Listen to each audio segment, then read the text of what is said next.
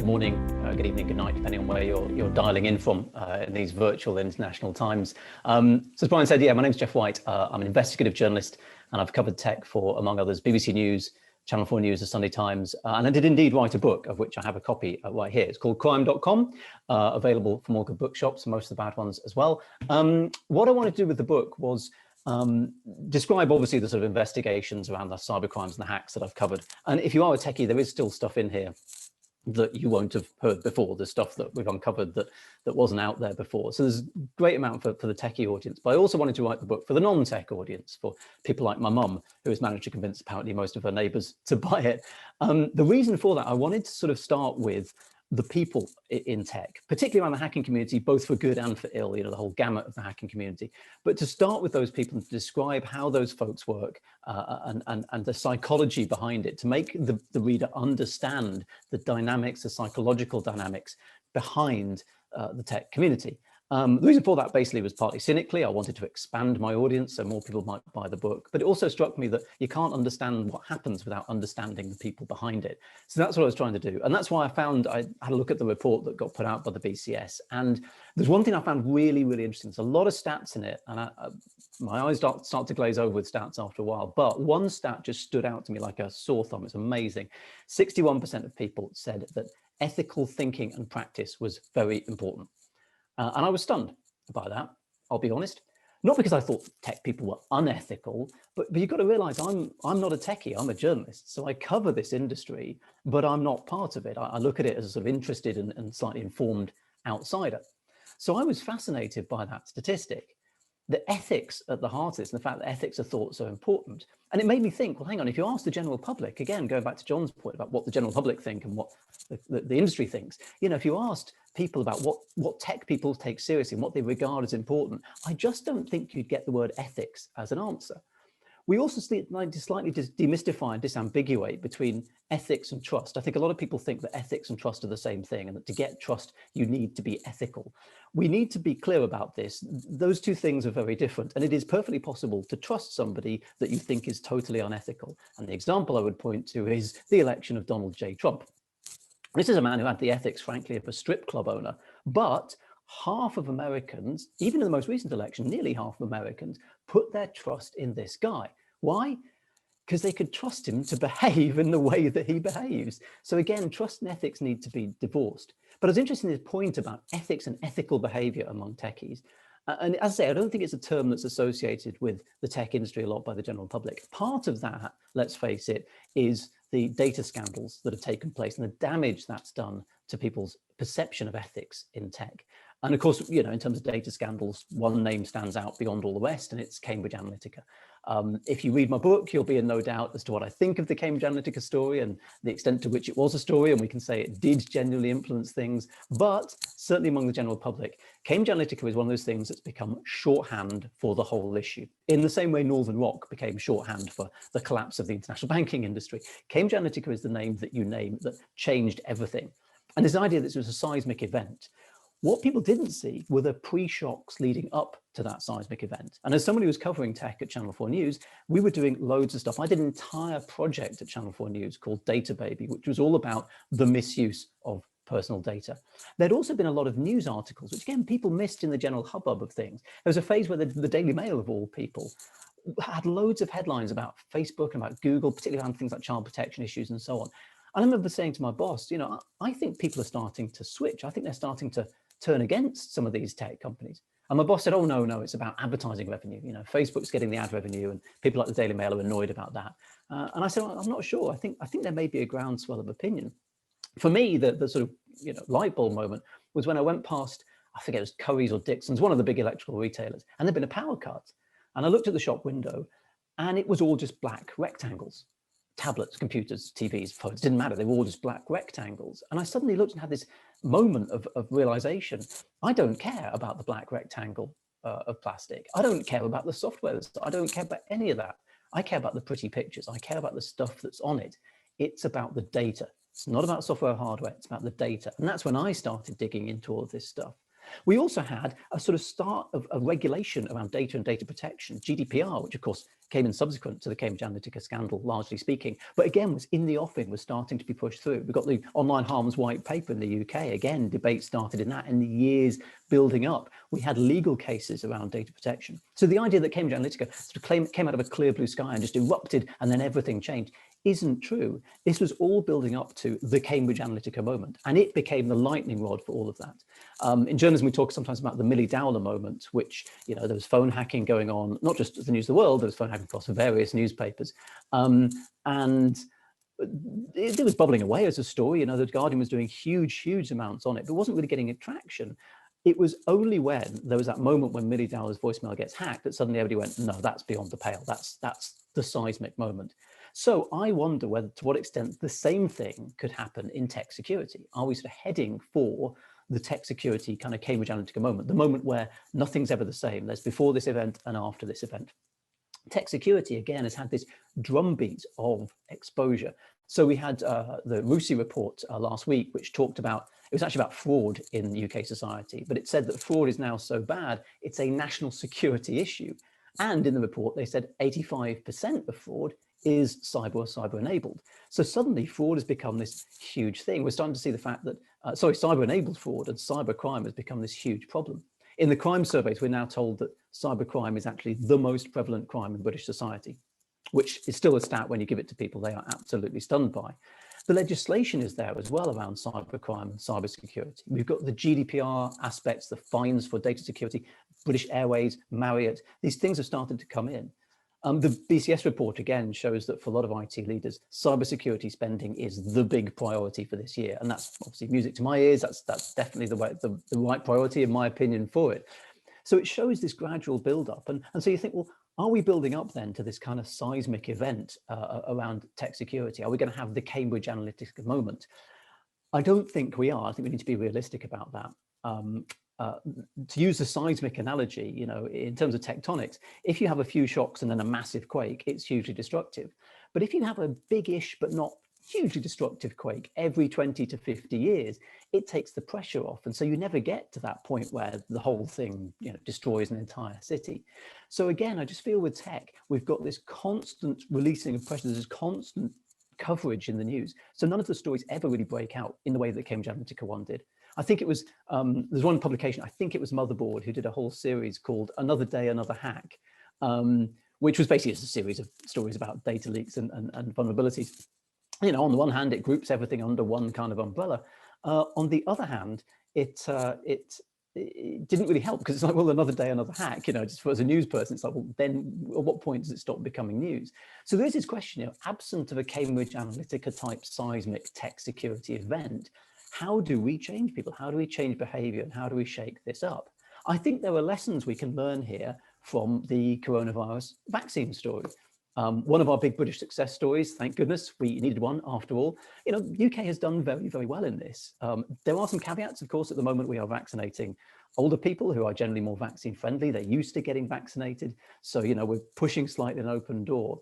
But the whole point of this vaccine thing, if you listen to some of the messaging, it's about herd immunity. It's the idea that you're not just vaccinating to protect yourself, you're vaccinating to protect others. It's using people's social connections and the social capital to get them to take this action and change their behavior. Stay at home and save Gran was one of the sort of, you know, types of messages that comes out. That is always going to be more useful, that kind of connection with each other, than trying to tap into people's connections with institutions. So you don't vaccinate yourself for the government. Don't vaccinate yourself for, you know, for the NHS. Vaccinate yourself for your mate, for your gran, for your family. Those personal connections are always going to be more useful and more solid. Question is, can that herd immunity argument be moved over into tech security? Can we tap into people's care for each other to get them to take tech security seriously? I think that's worth a try, because I think employees will care more about each other than they will about the institution they're working for. One thing that never gets talked about in tech security, or at least not that I've heard, is the don't give a shit employee. Come on, we've all sat next to them, the person who just doesn't want to be there. They're clocking in Monday to Friday, 9 to 5. They don't like the company. They're gathering a wage, but really they just could work anywhere and they don't care. Are those people going to take tech security seriously? No, they don't care. Something comes in, they click it. It might be malicious, it might not. They don't care. It's not they haven't heard the messages or observed the messages. They just don't care. Getting through to something like that is really difficult.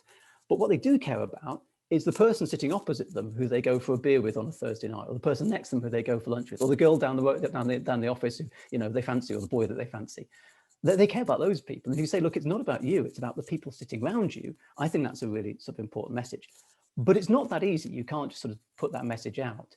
Again, going back to the coronavirus vaccine and how the government's worked that, think about what the government has done for its part. Massive early investment in coronavirus vaccines.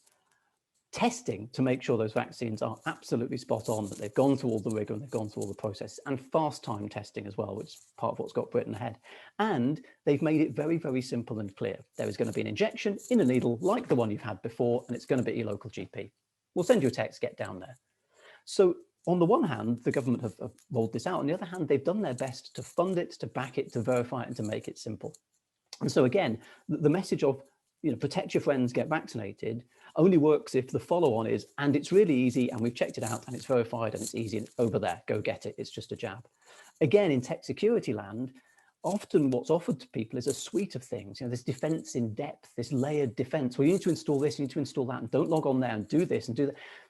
We're not making it easy for people. So even if they do want to sort of protect their workmates and their colleagues, they're often presented with this difficult picture. I know it's sometimes things are difficult, but the easier you can make it for people, the easier that collective herd immunity argument is to run. Tech needs to do the same. It needs to make sure it's invested, pick the right solutions, tested them, and that they are simple for the end user to apply. Now, what's interesting is trying to run this personal connection with people is going to get, I suspect, a lot easier thanks to our current working from home environment. And let's face it, that working from home environment it's going to be with us for the long term. A lot of companies are either saying to people, you know, you can work from home full time. Certainly most of my friends are working for companies who've said, look, for the next few years, it's going to be a mixed economy. You'll come into the office a little bit, but you'll work from home the rest of the time. This is where we are. So suddenly, as tech people, you're in people's homes, you're in your users' homes, you're in their home environment. And that's got some downsides. Because suddenly their IT is your IT. And it's interesting to me the extent to which the corporate liability stretches into that home environment. So for example, the example I always use is, imagine you run a company and you've got an employee working at home. You have a ransomware outbreak, it makes its way to your employee who's working from home, but because they're working from home, it infects their home network and infects their partner's laptop, and their partner runs a hedge fund. And as we now know from hedge funds, thanks to the GameStop example, they can lose lots and lots of money. They're in charge of lots and lots of money. I thought it was a great bit of the GameStop story, but it told people, yes, hedge funds make lots of money, but as a hedge fund manager, you can lose infinite amounts of money. You can make a lot of money, but the amount you can lose is infinite. So the hedge fund loses some money. The question is, are you as the employer who got infected and whose employee got infected at home, are you responsible for the losses of their partner in the hedge fund? Interesting question. I had a conversation with a lawyer contact of mine, which being a conversation with a lawyer wasn't short, but to summarize, the answer seemed to be kind of yes. If you could predict those losses, if it was foreseeable and you can argue in court, well, yes, you are then liable for their losses as well. So suddenly we're in this whole new territory. So that's the downside. But the good side is you are now, as a techie, you're part of the vital support for people. You know, when lockdown hit us here, me and my partner, you know, there were three things we cared about. Number one, is the ambulance going to turn up if we need it? Number two, are the supermarkets still open? Are people still manning the tills? And number three, is the broadband still holding up? You know, broadband's become effectively, in terms of using health services remotely, broadband starts to become an issue of life and death. So ultimately, you know, techies have been part of the sort of vital critical services even more during this period. Annoys me we didn't go out and clap for techies, but there we go, that's what happens. I was convinced, by the way, that this was going to all go sideways. I was convinced the internet was going to collapse. So I started looking at the Ookla figures that came through, particularly when Italy got hit pretty badly, and it held pretty much rock steady. And I know that's partly because the load is being moved around. We're not accessing from work, but we are accessing from home. Obviously, mobile data, nobody's mobile, so very people are using mobile data, certainly out and about. So, you know, but I think there is a genuine picture about how well the tech has stood up. And there's a potential win in the fact that, as I said, your IT is now their IT. You're in people's home. So there's potentially a way to spread that tech security message into people's homes and to make them feel like they're part, like you're not just sort of saying, do this to protect the company, but do this to protect everybody around you. I think that message sits harder and hits harder when it's going in at home. Suddenly, the work technology security messages that you're pumping out don't just apply to somebody when they swipe their pass and go into your building. Those tech security messages apply at home, and they apply to everybody in the home because they're all accessing using the same network. One of the best, certainly one of the most successful presentations, but best attended presentations that I did was a law firm. We went into a Magic Circle law firm, and actually there's no reason to name it. Slaughter and May, went into Slaughter and May to give a presentation to them. And they had loads of people, hundreds of people there, including sort of fee-earning lawyers. You know, these people, they don't attend meetings unless they, you know, they don't get out of bed for less than $20,000 or whatever the cliche was with supermodels. Suddenly these folks are all there. And I said to the organizer, how did you get all these people to turn up? And he said, well, it's pretty simple. We just said, this isn't about work. This is about your home. It's about your partner. It's about your kids. You know, come along, learn how to keep yourself safe. And everybody turned up. And it was great because everybody absorbed the same message at once. There wasn't just a hierarchy of only the board get this message. Because let's face it, if you get hacked, it could be somebody sitting in reception who gets hacked. And that's equally as much of a way in for the hackers. So again, getting those messages across everybody, I thought was really important. And because you can make it about the home environment, it's potentially easier to get those messages across. The other one I wanted to pick up from the survey, which I thought ties into this, is the idea of staff engagement and well-being being an increasing priority for BCS leaders compared to 2020. I think that's a really important thing because, as I say, if you can push this message that the ethics are really important to you and that you care and that well-being is important, as I say, it's suddenly painted tech and IT in a completely different light for me. And I think, as I say, given our working from home environment, you're that much closer to people's home environment that shift in how people perceive you, I think, is really important. Anyway, I've wanged on, I've prattled on. It's a slightly unstructured series of thoughts there, but I'm very happy to take questions from you, Brian, or from the rest of the audience. Thank you. Thank you. Thank you very much, Geoff. That was really interesting. I think we could all get on board with clapping for techies. We'll pick that one up. I think we like to think at BCS that we metaphorically clap for techies during this whole situation. So thank you very much. I've got a comment here coming from Ian with regard to your comment about caring for your neighbour. Ian says, I've experienced my elderly in-laws being duped online and via SMS. This personal experience drives your behaviours. Particularly shout out to the NCSC report on phishing. What's your take on that? Yeah, there has been, it's interesting. There's conflicting figures on this. So quite early on, I looked at the sort of impact of the pandemic on cybercrime. And one of the interesting things is that there's no sort of industry body for cyber criminals that you can go to for a comment. It's not like the BCS, so it's like the BCS of the criminal hacking fraternity that you can go to for a comment. So you're sort of trying to get signals and so on. So I was thinking, okay, has there been a massive explosion in emotet infections, you know, for example, emotet being one of the big sort of, you know, commodity malware, bank Trojan type things before it went down recently. No massive increase in emotet infections. Okay, fair enough. What about ransomware? So I started looking at Bitcoin and whether there'd been a sort of huge surge in Bitcoin payments to ransomware wallets.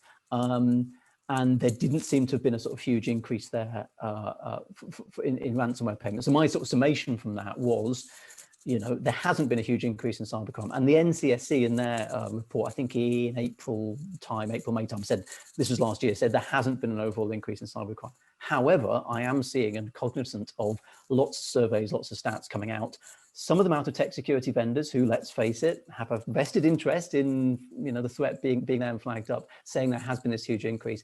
And I have to say, anecdotally, I'm getting lots of people coming forward, you know, people being duped.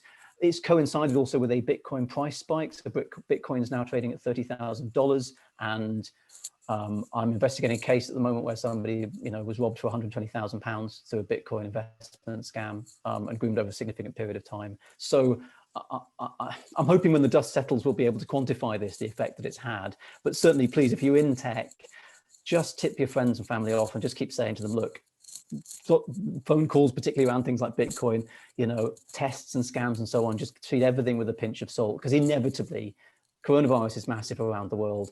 Hackers and phishers and scammers they are first on the news, basically. They keep the news on all the time, and if something hits the headlines, they're straight on it. So coronavirus has been definitely something they've massively exploited. Even if it hasn't increased the overall level of cybercrime, it's of course now a big driver of cybercrime.